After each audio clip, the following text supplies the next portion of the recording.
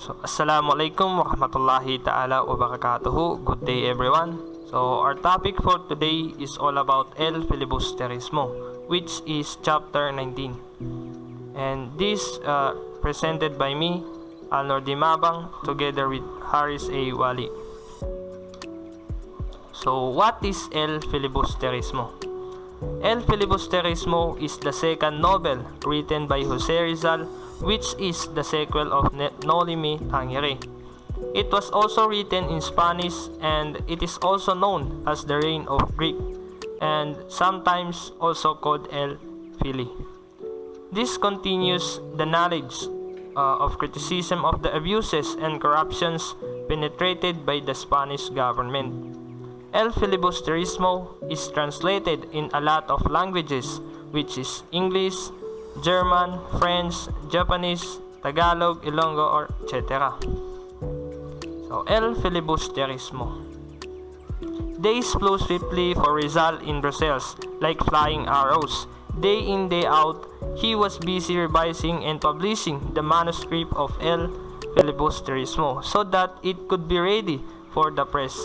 So, he had begun writing it in October 1887. While practicing medicine in Calamba. So the following year, in 1888 in London, he made some changes in the plot and corrected some chapters already written. He wrote more chapters in Paris and Madrid, and he finished the manuscript in Beatrice on March 29, 1891. So Rizal finished the manuscript on the March 29, 1899 in Beatrice after 3 years. So next, Privations in Ghent. Rizal left Brussels for Ghent, who is a famous university city in Belgium. So his reason for moving to Ghent were number one, the cost of printing in Ghent was cheaper than in Brussels, and to escape from the enticing attraction of Petit Suzanne. He met two compatriots both studying engineering in the world-famed University of Ghent, Jose Alejandro Pampanga and Edilberto Evangelista from Manila. And owing to his limited funds, Rizal lived in a cheap boarding house with Jose Alejandro as roommate. To economize further, they prepared their own daily breakfast in their home. So, let's proceed to the printing of El Filibusterismo. So, Rizal searched for a printing shop that could give him the lowest quotation for the publication of his novel. At last, he did find a publisher, Efmer Banlow Press, number 66 Biaderin Street, who was willing to print his book on installment basis. He pawned his jewels in order to pay the down payment and early partial payments during the printing of the novel. So Rizal became desperate because his funds were running low. He received some money from Basa and 200 pesos from Rodriguez Arias for the copies of Morgan Sucesos sold in Manila. But these funds were also used up. Then, on July 1891, Rizal wrote a letter to Basa saying that if no money comes, he had to stop the El Filis publication. Then, on August 6, the printing had to be suspended, as Rizal feared because he could no longer give the necessary funds to the printing of his second novel, which is El Filibusterismo. So, let's proceed to the Ventura, Savior of the Fili. His funds ran out in Ghent, a similar calamity than he experienced in Berlin. So, the printing of El Filibusterismo is similar sa nangyari sa pagprint niya sa Noli Me Tangere, which is nagka-problema siya sa cost ng printing. And he almost turned the manuscript of the Fili into the flames. When everything seemed lost, help come from unexpected source. So, yung unexpected source na nag-help sa pagprint ng El Filibusterismo is si Ventura, who is the savior of the Fili. Valentin Ventura in Paris learned of Rizal's predicament and immediately sent him the necessary funds. With his financial aid, the printing of Fili was resumed. Then, the Fili comes of the praise. On September 18, 1891, El Filibusterismo came of the praise. Rizal, now a very happy man, immediately sent on this date 2 printed copies to Hong Kong, one for Basa and the other for Sixto Lopez. So next, Rizal gratefully donated the original manuscript and autograph printed copy to Valentin Ventura. He sent other complimentary copies to Blumentritt, Mariano Pons, Gil Lopez Zahena, Padre de Tavera, Antonio and Juan Luna, and other friends. Practically all copies of the first edition or gent edition of El Filibusterismo were placed in wooden boxes and the shipped to Hong Kong. But almost all the boxes were confiscated and the books were lost. So it came past that the book immediately became rare and the few available gent copies were sold at very high prices, reaching as high as 400 pesetas per copy. Assalamualaikum warahmatullahi ta'ala wabarakatuh. My name is Haris Ewali. So this is the continuation of our report, which is the El Filibusterismo. So evidently Rizal, in all the years of his studies, travels and labors in foreign lands, had not forgotten the martyrdom of the Father Gomez, Burgos, and Zamora, which Pasiano related to him when he was a mere lad in Calamba. He dedicated El Filibusterismo to them. His dedication read as follows: to the memory of the priests Don Mariano Gomez, Don Jose Burgos, and Don Jacinto Zamora, which is executed in Bagumbayan Field on the 20th of February 1872. The manuscript and the book. The original manuscript of the El Filibusterismo in Rizal's own handwriting is now preserved in the Filipina Division of the Bureau of Public Libraries, Manila. It had been acquired by the Philippine government from Valentin Ventura for 10,100 pesos. It consists of 279 pages of long sheet of paper. Two features in the manuscript do not appear in the printed book, namely the foreword and the warning. These were not put into print evidently to save printing cost. Nolime Tangere and El Filibusterismo that are displayed at the Filipiniana divisions of the National Library.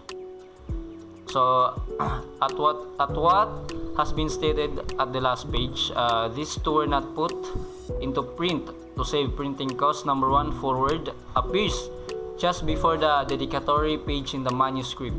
It is for the Filipino people and the government. Number two, warning, found on the other side of the dedication. So the title of the page of El Filibusterismo contains an inscription written by Ferdinand Blumentritt. This inscription, which is not found in many published English translations, as is follows. It can easily be supposed that a rebel filibustero has secretly bewitched the League of Friar Zealots and Retrogrades, so that, unwittingly following his incitements, they should favor and foment that policy which pursues and sole end to spread ideas of rebellion throughout the length and breadth of the land, and to convince every Filipino that there is no salvation except through Filipino from the mother country. So next is the synopsis of the El Filibusterismo. So this novel is a sequel to the Noli. It has a little humor, less idealism, and less romance than the Nolime Tangere. It is more revolutionary, more tragic, and the first novel. So the hero of El Filibusterismo is Simon, the main protagonist of the story, a rich jeweler. Donna Victorina, ridiculously a pro-Spanish woman. Tiburcio de Espaneda, husband of Donna Victorina. Olita Gomez, beautiful niece of Don Tiburcio. Ben Zaib, Spanish journalist who writes silly articles about Filipinos. Padre Sibila, vice rector of UST. Padre Camora, Spanish priest of Tiani. Don Custodio, pro-Spanish Filipino holding a high position in the government. Padre Salvi, a Franciscan friar, former cura of San Diego. Padre Irene, a kind friar who was a friend to Filipino students. And last but not the least, Padre Florentino, a retired scholarly and patriotic Filipino priest. So now, I am going to discuss the synopsis of the novel El Filibusterismo. So, El Filibusterismo is the continuation of the novel Noli Me Tangere. So, it is less humorous, idealistic, and romantic than Noli Me Tangere. And this novel is more revolutionary and more tragic. This novel runs into rebellions. It shows how far one's ability to take revenge on those who try to usurp the freedom that everyone should enjoy will go. So the hero of this novel is Simon. So he was Crisostomo Ibarra in the novel Noli Me Tangere. So with Elias' help, he escaped from the Laguna de Bay and fled to Cuba, where he became rich and befriended the Spanish officials. So after many years, he returns to the Philippines where he can freely move around. So he is a powerful figure not only because he is a rich jeweler, but also because he is a good friend and advisor to the Governor General. So outwardly, Simon is a friend of Spain. However, deep in his heart, he secretly cherished a terrible grudge against the Spanish authorities. So his two magnificent obsessions are to rescue Maria Clara from the nunnery of Santa Clara and to foment a revolution against the hated Spanish masters. So, the story of El Filibusterismo started with the rowdy-shaped steamer Tabo. So, this steamer is upstream of the Pasig from Manila to Laguna de Bay. So, among the passengers are Simon, Doña Victorina, who is looking for her husband, Tiburcio de Espadana, Paulita Gomez, Benzaib, Padre Sibila, Padre Camora, Don Custodio, Padre Salvi, and Padre Irene, and Padre Florentino. So, Simon is a man of wealth and mystery. He is a very close friend and confidant of the Spanish Governor General. So, as a result of his immense power in Malacanang, he has been dubbed the Brown Cardinal or the Black Eminence. So, through his influence, he encourages corruption in the government, also promotes the operations of the masses, and hastened the moral degradation of the country in order for the people to become desperate and fight. So he smuggles arms into a Chinese merchant, and his first attempt at taking revenge doesn't work because of Maria Clara's death. So the next plan that he has is to attend the wedding of Paulita Gomez and Juanito Palaez. And he does that through a gift which is a beautiful lamp. He gives that. And they don't have any idea aside from Basilio, who is a son of Sisa, that the lamp will explode. So in that area, there were also a lot of people, including the Governor General, the friars, and the government officials. So there is this one guy. His name is Isagani. Isagani is a friend of Basilio. Isagani has been rejected by the bride, which is Paulita Gomez. So Basilio wants Isagani to go away from the venue because something will happen. So upon hearing the horrible secrets of the lamp, Isagani realizes that his beloved Paulita is in grave danger. So what he does is he rushes into the venue and throws away the lighted lamp so that the lamp will explode in the river.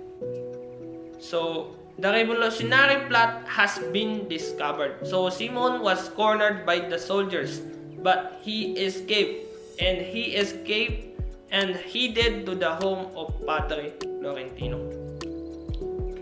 So, the Spanish authorities were aware of Simon's presence in Padre Florentino's home. And the Lieutenant Perez sent a letter to the home of Padre Florentino stating that he would arrive at 8 a.m. to arrest Simon. So, Simon eluded the arrest by taking poison. And upon dying, he confesses to Padre Florentino. He reveals his true identity, and his plan and wealth are his way to avenge himself from his enemy. So that would be all. That's the synopsis of El Filibusterismo. So, Nole and Fili compared. Let us first tackle the Nole Me Tangere. Nole Me Tangere is a romantic novel which consists of 64 chapters. So, it is a work of the heart, a book of feeling, color, humor, lightness, and wit. Next is El Filibusterismo is a political novel, consists of 38 chapters, work of the head, a book of thought. It contains bitterness, hatred, pain, violence, and sorrow. So next is Rizal's unfinished third novel. So on September 22, 1891, 4 days after the Philly came off the press, he wrote to Blumentritt. Jose Rizal said that I am thinking of writing a third novel, a novel in the modern sense of the word, but this time politics will not find much space in it, but ethics will play principal role. I shall delay mainly with the habits and customs of the Filipinos, and only 2 Spaniards, the friar curate and the lieutenant of the Guardia Civil, will be there. I wish to be there. I wish to be humorous, satirical, and witty, to weep and to laugh amidst tears, that is to cry bitterly. So on October 18, 1891, Rizal boarded the steamer Melbourne in Marseilles bound for Hong Kong. During the voyage, he began writing the third novel in Tagalog, which he intended for Tagalog readers. In Hong Kong, he continued it, but for some reason or another, he did not finish it.